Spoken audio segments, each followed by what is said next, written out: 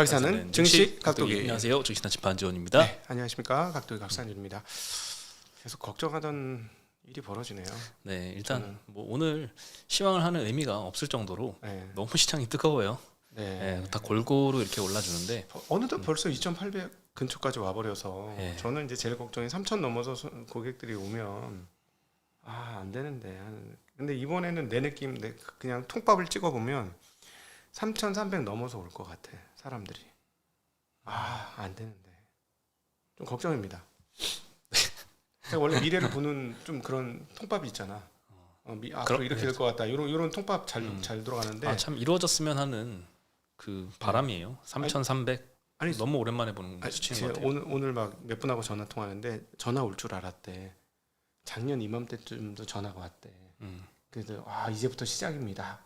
이랬다는 거야. 제가 왜 그랬냐면 작년도 6월 달하고 7월 11일 정도까지 시장이 좋았잖아요. 네, 그렇죠. 저도 23년도 수익이 좋았고 24년도 7월 초까지 수익이 좋았거든. 그래서 그때 이제 3,100, 3,200, 3,300 오신 분들이 거의 다 회복을 한 거야. 자, 이제 회복을 했으니 이제 시작입니다. 하반기 박살 맞았나요? 하반기에 그러고 나서 정말 두 자릿수도 그런 두 자릿수가 없을 정도로 정말 끔찍했죠. 끔찍하게 깨졌거든요. 그러니까 느낌이 작년하고 비슷하다고 또 그렇게 되는 거 아니냐고 막 그렇게 하시는데 작년하고 지금하고 똑같습니다. 작년 6월 달에도 상법 개정 된다는 설이 있어서 올라갔던 게 상당히 중요한 그 수급적 측면에서의 중요한 포인트였고요. 그다음 7월 달에 그 밸류업은 기업 자율로 요구하면서 작살 났거든요. 그래서 만약에 이번에도 상법 개정은 뭐 경영 단체들이 알아서 그럴 수는 없지만 법이라서 예를 들어서 그렇게 하고 아니 나중으로 미룬다던가 아니면 뭐 밸류업은 이제 뭐 자본시장법만 바꾼다던가 뭐 이런 식의 얘기가 나오면 시장 곤두박질 칠 겁니다 다시. 그렇지 않으면은 조금 기대를 한번 해보고요. 그렇습니다. 일단 오늘 제일 많이 오른 업종들 보면요, 증권, 보험, 금융 이런 섹터들 좀 많이 올랐습니다. 그리고 뭐 전기가스, IT 서비스 이런 데가 좀 떨어졌는데요. 뭐 IT 서비스에는 이제 뭐 카카오 같은 경우, 그리고 뭐 전기가스에는 한국전력. 근데 요즘에 사실 이 정도로 강할지는 몰랐어요. 왜냐하면 이재명 대통령 당선은 어느 정도 시장에서 예견을 하고 있었고 이재명 대통령 당선을 기대감으로 뭐 코리아 디스카운트 해소 기대감 때문에 올랐던 저 PBR, 뭐 지주사 그리고 고배당주들 이미 많이 올랐는데 오늘 당선이 확정된 이후로 추가로 좀 많이 급등을 했습니다. 그래서 이재명 대통령이 이제 새롭게 이제 대통령으로 이제 당선이 됐으니까. 오늘부터 대통령이라고 부르더라? 뭐 당선됐으니까 당선자 아니야? 당선자? 대통령 당선자? 뭐 중요한가요? 오늘 새벽에 대통령 당선됐으니까 당선자인데 뭐 벌써 취임을 했다는 설이 있고 막 그래서 좀 혼동스럽더라고. 아니 무슨 6시에 당선돼가지고 11시에 취임을 해? 그럼 말이 되냐고 그게. 근데 그게 저것 때문에 탄핵이 돼가지고 빈 공석이라서 그런가? 뭐 그런 얘기 나오던데. 뭐 오늘 되면 어떻고 일주일 뒤에 되면 어떻고. 아니 그래도 뭔가 이런 어차피 확정인데 기간이 있잖아요. 그게 보통. 근데 신기하더라고. 뭐 어쨌든 당선이 돼서 이제 주요 공약들을 우리가 한번 살펴볼 필요가 있을 것 같아요. 일단 주식시장과 관련되지 않은 전체적인 이제 공약은 한번 언급만 하고 넘어가겠습니다. 대표적으로 뭐 AI, 뭐 K 콘텐츠 산업 육성, 뭐 검찰 개혁, 소상공인 채무 조정, 뭐 이자 부담 경감, 그리고 남북 관계 복원하겠다. 그리고 공공병원 설립. 뭐 세종시의 국회나 대통령실을 건립, 포괄 임금제 금지, 뭐 청년 무주택자 중심으로 250만 호 주택 공급하겠다. 저출생 해소를 위해서 출산 보육 지원을 좀 확대하겠다. 그리고 재생에너지를 확대하겠다. 이런 여러 가지 이제 공약들이 좀 있는데요. 이 관련해서 상당한 예산이 많이 투입이 되어야 되는 정책들이잖아요. 그렇죠. 그러다 보니까 최근에 이 추경 규모가 점점 시장의 예상이 조금 올라가는 게 아닌가 이런 생각이 좀 듭니다. 그렇죠. CT의 자료를 보니까 한국의 새 정부가 올해 추가 경정 예산을 50조 원까지 확대할 수 있다. 그리고 한 7, 8월 정도에 국회 통과가 예상이 되는데 만약에 이렇게 된다면 향후 4개 분기에 걸쳐서 경제 성장률을 약 0.4에서 0.8% 정도 끌어올릴 것이다. 이런 것도 좀 하고 있고요. 그리고 주식시장과 관련된 공약은 우리가 좀 더 꼼꼼히 봐야겠죠. 이미 너무 많이 말씀을 드려가지고 다들 이제 많이 아시겠지만 뭐 주가 조작이나 미공개 정보 활용 등 이런 불공정 행위들을 엄단하겠다. 그리고 주주 충실 의무를 명문화한 상법 개정안 재추진하겠다. 소액주주를 대표하는 이사선임 집중 투표제를 활성화하겠다. 이런 주요 공약들도 있고요. 그리고 물적 분할 이중 상장할 때 모회사 주주한테 신주 우선 배정하겠다. 그리고 뭐 자사주는 원칙적으로 소각한다. MSCI 선진국 지수 편입을 위한 로드맵을 마련하겠다. 네. 등등 여러 가지 언급들을 했습니다. 아 근데 이 쪼개 상장 안 되는데 이건 좀 난 너무 이건 좀 불만스러워. 붙이기 상장해야지. 붙이기 상장. 그래서 붙이기 상장해서 쪼갠 것까지 다 붙여야지 하나로. 미국처럼. 전 그렇게 가는 게 맞다고 봅니다. 네. 네. 뭐 그렇게 가는 게 맞죠. 네. 네, 근데 이미 이건 아닌 것 같아요. 쏟아진 물들이 너무 많아가지고 일단 앞으로라도 좀 덜 쏟아지게 하는 이제 법안들이 많이 기대하고 있죠. 그러니까 지주사들 중에서 지금 지주사들이 올라갔는데 난 하나 오늘 의문이 생긴 게 이거예요. 이미 손오공 분신술 하는 애들 있잖아. 그래서 한 10개, 열 몇 개씩 이렇게 상장되어 있는 애들 있잖아. 네. H 쪽에서 상당히 많던데 그런 것들이. 네. 그런 회사들은 모회사가 주가가 올라야 돼? 난 말이 안 된다고 보거든. 이미 다 쪼개져가지고 분산돼 있거든요. 근데 저건 있죠. 대주 지분이 50%를 넘지 못하는 경우 회사 뺏길 수 있어요. 통째로 다. 줄줄 사탕으로 고구마 넝쿨로 이렇게 캐듯이. 그렇죠. 이게 많이 상장된 기업일수록 모회사 주가가 본질 가치 대비 좀 저평가돼 있다 보니까 네. 그런 공격이 더 취약하다. 그렇죠. 뭐 이런 개념으로 이해해도 되지 않을까요? 네, 그렇죠. 그러니까 자기네 좋으려고 했는데 그러다가 회사 하나 뺏긴다. 조심해라라고 얘기하고 싶어요. 네. 쉽게 뺏긴다. 얼마 되지도 않는 돈으로 엄청난 자산 뺏긴다. 네. 네. 사실 그런 의미에서 그 가장 그 지주사 중에 저평가돼 있다라고 그 언급이 되었던 이 한화가 오늘 굉장히 많이 올랐습니다. 요 며칠 계속 한화 SK예요. 두 네. 종목 제가 옛날부터 어디 방송 나가서 한화 SK 너무 쌉니다. 말도 안 됩니다 했는데 둘 다 회사 뺏길 수 있어요. 잘못하면. 네. 그렇죠. 하나 SK, 뭐 CJ, HD 현대, 롯데지주. 롯데지주는 또 자사주도 많아요. 30몇 프로 네, 있고요. 네, 맞아요. 네, 또 자사주 많은 종목들이 오늘 많이 올랐습니다. 대표적으로 뭐 증권주 중에서 신영증권이 거의 50% 가까이 자사주가 있고요. 네. 뭐 LS나 뭐 LX 홀딩스 뭐 여러 가지 종목들 많이 올랐고요. 증권주들 중에서도 소형주 중에는 뭐 부국증권 이런 데들 많이 올랐고요. 네. 미래에셋, 신영증권, 키움증권, 유진증권 뭐 줄줄이 많이 올랐습니다. 이때까지 굉장히 많이 올랐는데 추가적으로 많이 급등해서 이제 뭐 코덱스 증권 같은 이런 ETF가 무슨 엄청 오르더라고요. 좀 부끄럽습니다. 왜냐하면 주식 액티브로 했는데 패시브로 못 따라가는 상황이야 지금. 이 증권 ETF를 못 따라가. 다른 게. 그렇죠. 좀 그렇지 않아요? 그렇죠. 나 지금 보니까는 와 퇴직연금이 제일 빨리 올라가는 것 같아. 그래서 좀 되게 많이 부끄러워요 지금. 네. 예, 예, 그렇습니다. 네. 그리고 은행주도 사실 전 영업일에 굉장히 많이 떨어졌었잖아요. 네. 근데 오늘 다시 다 복구를 한 것 같습니다. 뭐 우리금융, 하나금융, 신한지주, KB금융 골고루 다 많이 급등을 해서 뭐 전 고점을 향해서 이렇게 달려가는 기업들도 많이 있는 것 같아요. 네. 그리고 뭐 신재생에너지 또 관련주도 좀 많이 올랐습니다. 네. 네, OCI 홀딩스, 뭐 OCI 하나솔루션, 그리고 뭐 두산에너빌리티, 뭐 BHI 같은 이제 원전주들도 오늘 상승을 했고요. 네. 그리고 AI 관련해서는 100조 원 투자하겠다 이런 것도 있었잖아요. 그래서 AI 특히 소프트웨어 업체들이 우리나라는 그 수혜를 좀 받을 것이다 이런 네. 기대가 좀 형성이 돼 있고 네. 창투사도 좀 강세를 보이고 있습니다. 뭐 창투 활발하게 해주겠다 했는데 여기서 저 또 유감이에요. 나 이거 꼭 얘기하고 싶은데 네. 창투사를 활발하게 해서 하는 것도 방법이긴 한데 주식시장이 활발해지면 창투사 자동으로 돼요. 그거. 주식시장이 잘 되면 알아서 돌아가는 거야. 그러니까 주식시장부터 페어플레이 할 수 있도록 공정한 룰이 적용될 수 있도록 빨리 주식시장부터 정상화 시켜 놓으면 아니 이게 본체잖아. 본체가 되면 시장 본체가 좋아지면 그러니까 시장에 많은 사람들이 모여서 시장이 와 저 시장 가면은 물건도 살 것도 많고 팔 것도 많아 이러면 살 사람 팔 사람 같이 모이는 게 시장 아닙니까? 이 시장은 엉망인데 다른 거 뭐 예를 들어 뭐 보부상들만 잘 해준다고 되는 게 아니거든요. 시장이 그렇죠. 되면 저절로 돌아가요. 그래서 정말 이거 정책 짜시는 분들은 시장이 안 되면 아무리 VC 해봐야 안 된다. 오히려 사고만 터진다. 우리 옛날에 사고 엄청 터졌잖아. VC 해가지고 하이브리드 CBBW 말도 안 되는 기업 거 발행시켜가지고 사고 났던 게 있었잖아요. 그렇죠. 예. 예, CBBW 그 조건을 굉장히 발행사 유리하게 해줘가지고 예. 남발이 됐죠. 남발됐죠. 예. 그러면서 뒷돈 받고 막 그래. 그 엄청난 금융 스캔들 아니겠어요? 그 금융 사건 아니겠어요? 그러니까 결국은 VC만 해주면 그런 부작용이 있어. 시장이 받아낼 수 있는 체력이 돼야 뭔가를 해도 된다.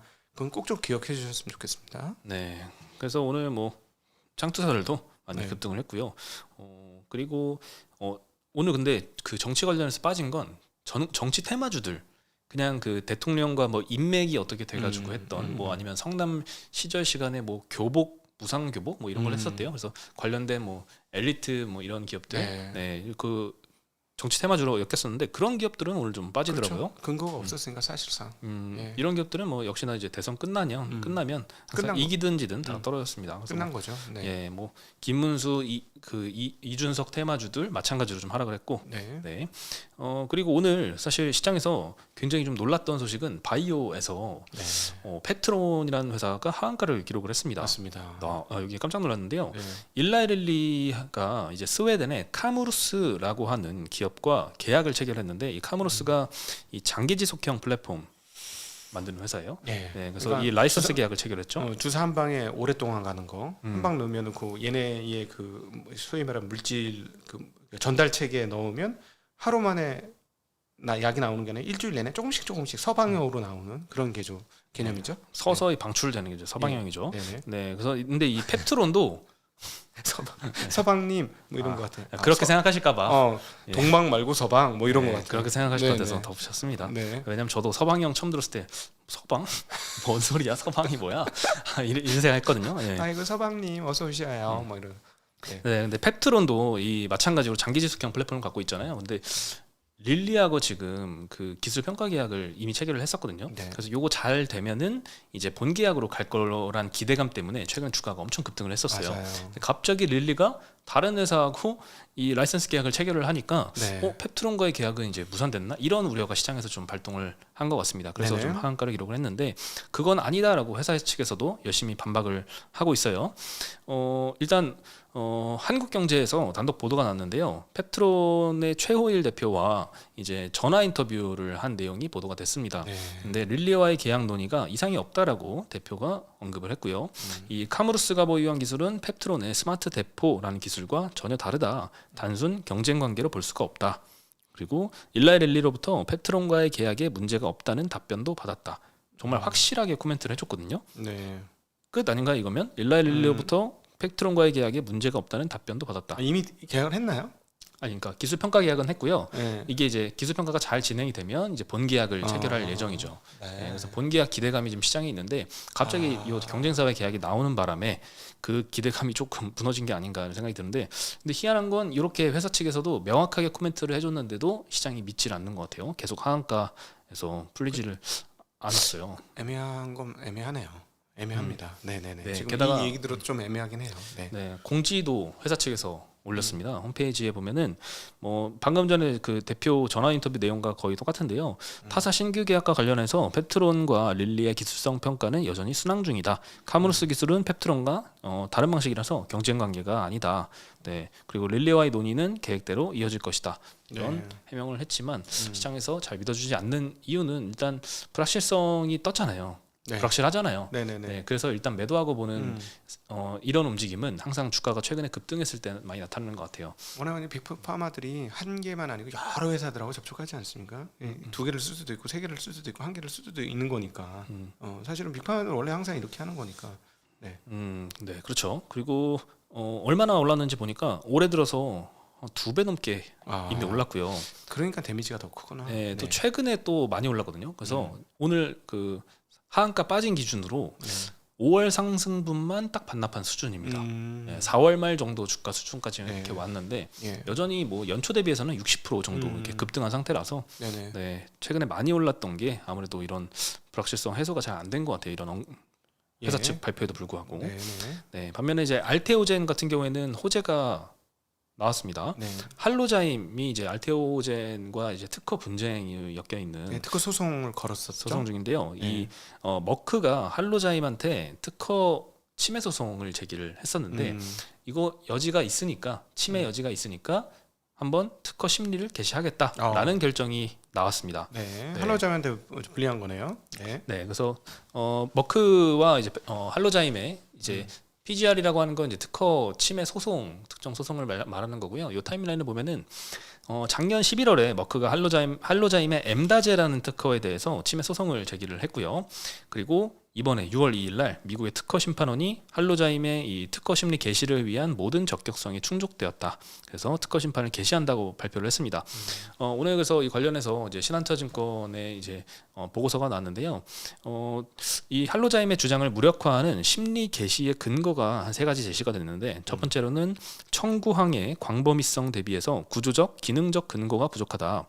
두 번째는 실현 가능성 측면에서 특허 재현을 위한 실험량이 범위가 과도하다. 세 번째는 머크가 할로자임 특허 무효의 새로운 증거를 제시했다.